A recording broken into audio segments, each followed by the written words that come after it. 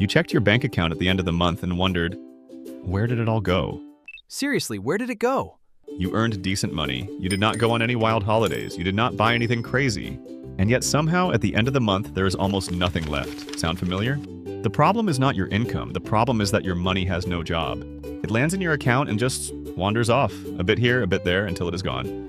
And you are none the wiser. There is a budgeting method that fixes this completely. It is called zero-based budgeting, and by the end of this video you will know exactly how it works, why it is different from every other budgeting method, and how to set one up today. Even if you have tried and failed at budgeting before, most people budget the same way. They sit down at the start of the month, write down their income, jot down their big expenses, rent, bills, subscriptions, and then tell themselves the rest will sort itself out. And that is exactly the problem. The rest never sorts itself out. What happens is you end up with a big blurry category in your head called spending, and you spend into it all month without any real sense of where the line is. Takeaways, coffees, a couple of things online, a night out. None of them feel like big decisions in the moment. But together they quietly drain your account every single month. Traditional budgeting tracks what happened. Zero-based budgeting tells your money what to do before it happens. That is a completely different mindset, and it is the one that actually works. Here is the core idea behind zero-based budgeting, and it is simpler than it sounds. You take your monthly income, let's say it is $2,000 to $500, and you give every single pound a name. Before the month begins, not some of it, not most of it, every single pound. Rent gets a name, groceries gets a name, savings gets a name, even your fun money, the money you spend on things you enjoy, gets a name. By the time you are done, your budget should read zero.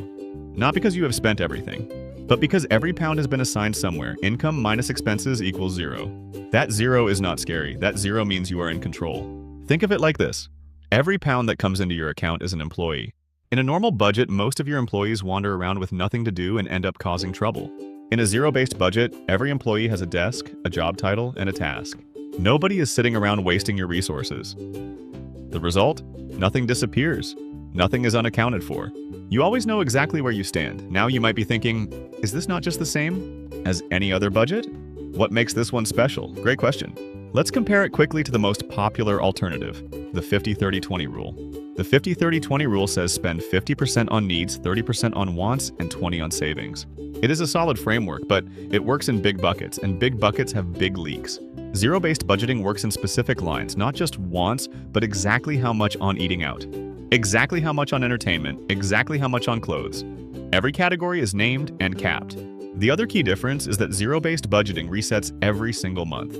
Your budget is not a standing document. It is rebuilt from scratch each month. Because life is not the same every month. December looks nothing like March. A month where you have a holiday looks nothing like a quiet month at home. That flexibility is what makes it powerful. You are not locked into a rigid plan. You are making active decisions with your money every single month. Okay, let's make this practical. Here is how you actually build a zero-based budget, step by step. Step 1. Write down your monthly take-home income, not your salary, your take-home. What actually lands in your account after tax? If your income varies month to month, use your lowest recent month as the baseline. Always plan from the floor, not the ceiling. Step 2. List every expense you can think of. Start with the fixed ones: rent, mortgage, loan payments, subscriptions, phone bill. These do not change month to month, so they are easy. Then move to the variable ones: groceries, transport, eating out, entertainment, clothing. Be honest. Do not write what you wish you spent. Write what you actually spend. Step 3. Give money to savings and debt payments first, before you budget for fun, before you budget for food even. Savings and any debt repayments come out first. This is non-negotiable. You are paying your future self before you pay anyone else. Step 4. Assign the rest until you hit zero. Work through every remaining category. Groceries, petrol, nights out, whatever is relevant to your life, and assign a specific amount. Ausheech until your income minus all your expenses equals zero. If you get to zero and you have money left over, brilliant. That goes to savings or debt. If you go over, you need to trim somewhere. Step 5. Track it throughout the month. The budget means nothing if you set it and forget it. Every time you spend, log it. Apps like YNAB or even a simple spreadsheet work perfectly. The goal is to always know how much is left in each category. When your eating out budget is gone, it is gone. That boundary is the whole point. That is it. 5 steps. You can have your first zero-based budget built in under an hour. Here is why zero-based budgeting works when other methods do not. And it comes down to psychology. Not maths. Most budgets fail because they are passive. You set them up and then you spend, and then at the end of the month, you look back and feel guilty. That guilt does not change anything. It just makes you feel bad. Zero-based budgeting makes spending an active decision. When you go to buy something, you already know which category it comes from. You already know how much is left in that category. That tiny moment of awareness, that 2-second pause, is enough to change behavior. It also removes the guilt entirely. If you have budgeted $80 for eating out this month, and you spend $75 of it on a great dinner, that is not a failure. That is the plan working exactly as it should. You gave yourself permission in advance. That is a completely different feeling to spending and hoping for the best.